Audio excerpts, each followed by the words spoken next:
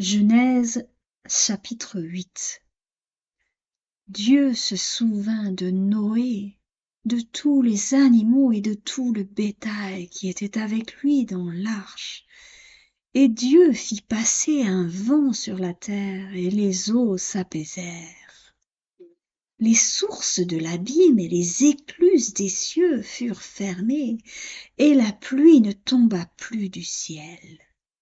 Les eaux se retirèrent de dessus la terre, s'en allant et s'éloignant, et les eaux diminuèrent au bout de 150 jours.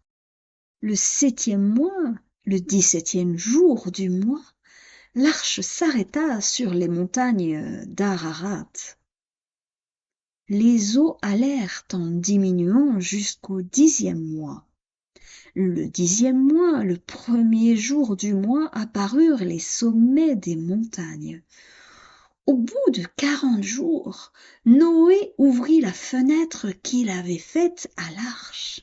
Il lâcha le corbeau qui sortit, partant et revenant, jusqu'à ce que les eaux eussent séché sur la terre. Il lâcha aussi la colombe pour voir si les eaux avaient diminué à la surface de la terre.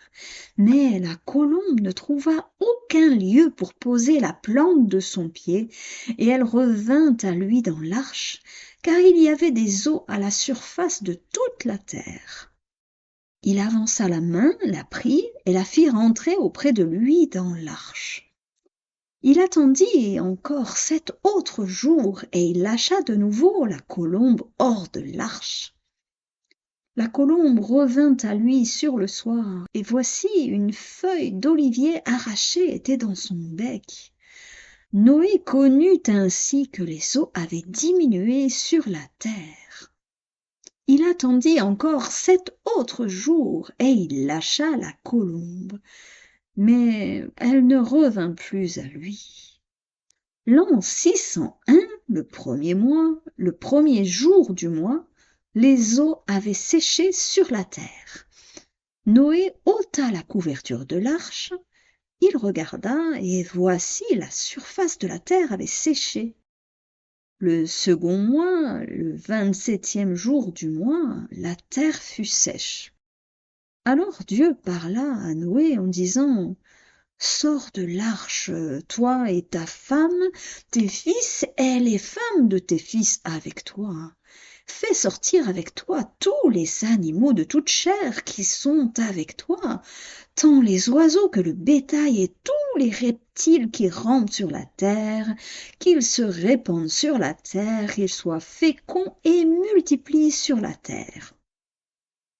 Et Noé sortit avec ses fils, sa femme et les femmes de ses fils. Tous les animaux, tous les reptiles, tous les oiseaux, tout ce qui se meut sur la terre selon leurs espèces, sortirent de l'arche. Noé bâtit un autel à l'Éternel. Il prit de toutes les bêtes pures et de tous les oiseaux purs, et il offrit des holocaustes sur l'autel.